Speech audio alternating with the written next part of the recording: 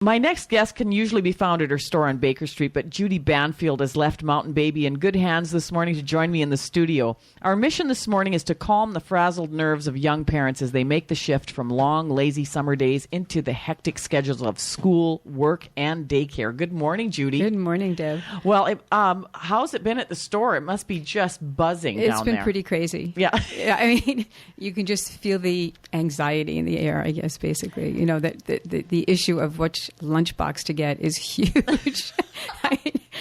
Yesterday I took out 5 different sandwich containers and put them out on the floor for this little girl who was like adamant about the size, the shape, the color of the sandwich container that was going to go in her lunchbox. So what's the most popular sandwich container that's flying out the door these days? The ones with the princess. Oh. I mean, I have to say, you know, we brought in all this great stainless steel stuff because it's so healthy, you know, and never rots, never breaks anything. And I mean, the princess ones are good quality. And, yeah, you know, they're fine. Quality, but the princesses are still in. The princesses are still in, as are the robots. We go for the quality, but the thing is the kids are very particular. That is very and it funny. causes a lot of anxiety for the parents because they want to do the right thing for their kid, but they want to, you know, it's a very hard transition time for people. It's a big letting go, especially for the little ones, because we see the ones who are starting preschool and starting daycare and starting kindergarten, and it's a big transition time in their life. And kids react differently to starting school or going to daycare. Because we're all such different beings. We are all such different beings, and you never know. Yeah. You never know. Sometimes people have kids who are really outgoing and they go, oh, they're going to be just fine. And then they get there and they find the size of the group overwhelming, or they find the structure overwhelming, and they don't want to go, you know. And reverse also. Sometimes you have really quiet kids who just go, wow, this is wonderful. I'm going to open up right now, you know. So you never know. Yeah, and you must be prepared for whatever's going to unfold. You have to be prepared. I think really, really, really watch your kids. Mm-hmm. You know, sometimes things seem fine, but then you find your kids wetting the bed again. Mm-hmm. You know, so there's something going on, or they're not eating, or they're eating way more, or all they want to do when they get home is sleep. I mean, it's, you know, there are a lot of signs that tell you that it's a hard time for kids. And when kids are experiencing a hard time, of course, parents become very worried and full of anxiety, and they become full of anxiety. Right. And what are some of the things that parents can do to soothe their children and to also keep themselves sane during this really tumultuous time? Yeah, I think in terms of, you know, being a parent, and I think it's, you know, this goes throughout your whole childhood, it's just being really accepting of who your child is. And you're not going to change who they are. What you can do is say, this is the way my child is. What specific things can I do with this particular child to help them make an adjustment?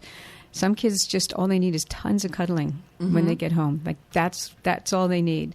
Some kids are very verbal and they really need to talk things through. So just giving them a lot of opportunity to say what they feel and have their feelings be okay. You know, just if a child's able to say that they're scared or they're afraid or they feel, or they won't use the word overwhelmed, but you know, they say it's too much, it's too busy, it's too loud, it's too this. They go, yeah, I can understand how that feels like that to you. And let's think how you can feel better when you're there when it's really noisy. What are some things you can say to yourself? Or, you know, can you talk to the teacher about this? Or can you find a quiet place in the room where you can go? Just working with the child rather than saying, no, don't feel like that. That's ridiculous.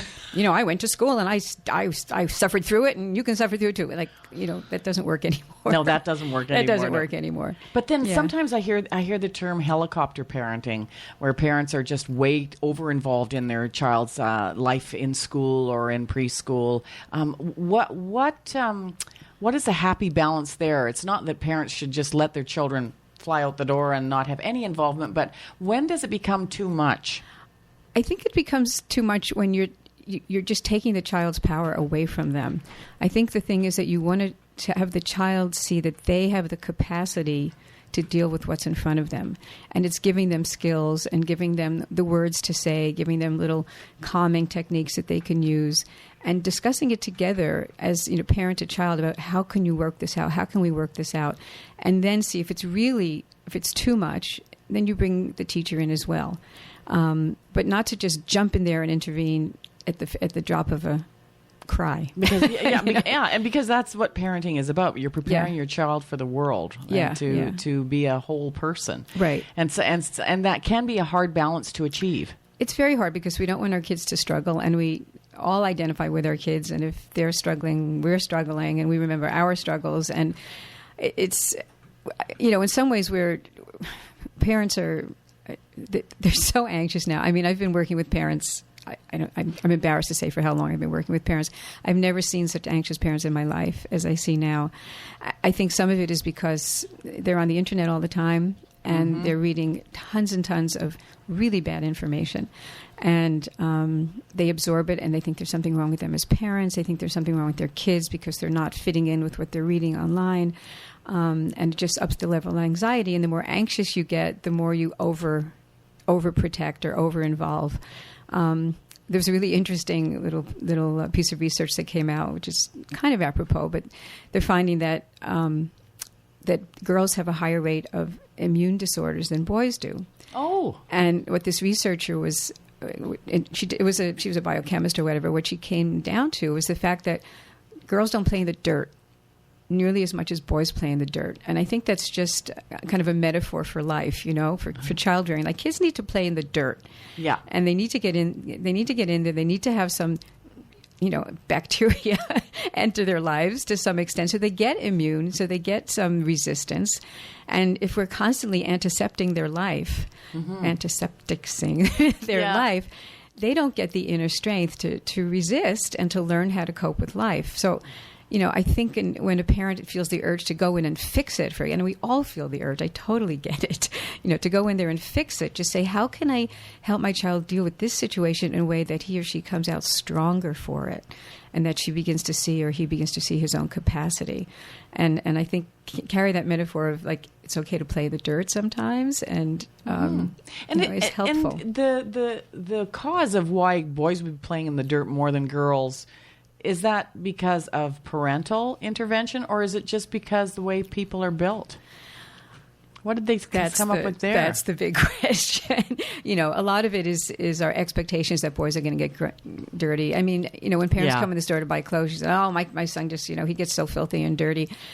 Girls will get filthy and dirty too if they're given permission to get filthy and dirty, and that they can, if they want to wear, and everything's washable. Everything's washable. If they want to wear that little pretty dress, so let the little pretty dress get dirty. What the heck, I remember my daughter was a flower girl, and she had this red dress, lacy dress, and she loved it. And I kept just sitting there in the closet. One day, and she loved it. And one day she said, "I want to wear it to school." And I went, "Oh, you can." And then I went, "Yeah, of course, go wear it to school." So she wore this flower dress to school, like.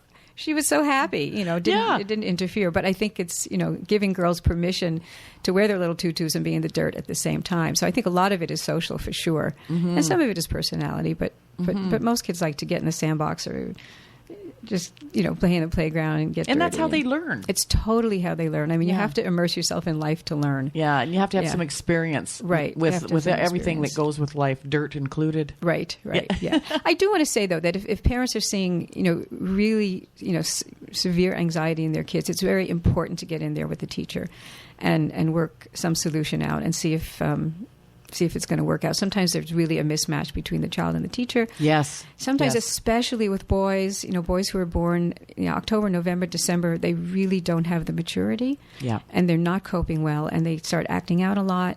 And I think parents should feel fine saying, "Hey, this is too early. I'm going to keep my little guy out another year." And just keep them at home. And just keep them at home for another year and let them get a little more solid. But it's something I wish I would have known. Yeah, I was very fortunate. My kids went to a school where the principal was all for boys staying out another year, and so I kept Aaron out a year, and it was really good. It was really good that I did that. Yeah, I've seen that before as well, and it's not there seems to be an expectation, or either parents put it on themselves, or they feel that there's an expectation that at this age your child should do this, or at this age your child should do that. Yeah. And that's not necessarily how things need to work at all. Not at all, and there's increasing pressure, academic pressure on kids, that they should learn to read earlier or do math earlier. And I have to say there's no research to support that whatsoever. Like the baby Einstein stuff and all of that. There's no research supporting that, that if you learn to makes raise, a difference. No, it doesn't make a difference in the long run, and it's just that it's the pressure and the government is saying we want our kids to be ahead and be faster. Faster is not better. What you want is just a really solid foundation of kids having great play experiences and life experiences, and that gives them the foundation they need to be able to go on and do the academic stuff later on. But pushing it on them when they're not ready, it just backfires. So you get so many little boys and needing learning assistance, especially little boys needing learning assistance, and kids under tremendous academic stress. And hopefully they'll it goes back and forth. Sometimes it's like, let's push the academics, and it's like, let's push the play thing. Right now, I think we're in an academic push, but I'm hoping it goes back. Too. I hope it goes back the other way. I hope it goes back the other way as well.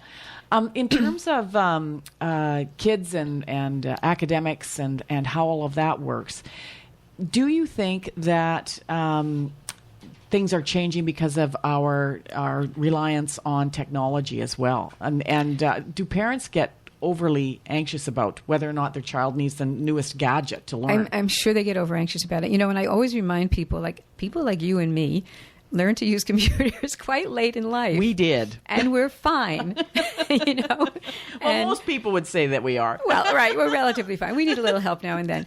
But, the push that if they don't learn this right now, or they don't have this gadget right now, they're going to be so behind. Is that not true? Kids learn fast. They can pick things up really quickly. So I think that anxiety is ill-placed. Yeah. And not necessary. So just some closing words of advice for parents for if this is a stressful time of year, starting school. What are some of the basic things you want to leave with our parents? I think breathe. It's a hard transition time. Everybody's a little frazzled, and it's not you, it's not your kid, it's just the time. I always advise people to get up a little bit earlier in the morning so you're not so rushed and pressured. Do things like try to get lunches done the night before, so you're not trying to deal with that in the morning, and try to have some quality, even if it's 2-minute time with your kids in the morning, so that they can go off feeling well, grounded and loved. And when they come home, feed them really good food and spend some time with them and get outside together. And that it's amazing what a stress relief just getting outside and playing together is. And, you're still your kids' rock, no matter where they are in the world, whether they're 15 or they're 5 or they're 3. You're still their stability and their rock, and do everything you can to keep that relationship really strong. Thank you so much, Judy. You're welcome. Brilliantly said. You've been listening to Judy Banfield, early childhood specialist and owner of Mountain Baby. Thanks for being with us this morning. Welcome.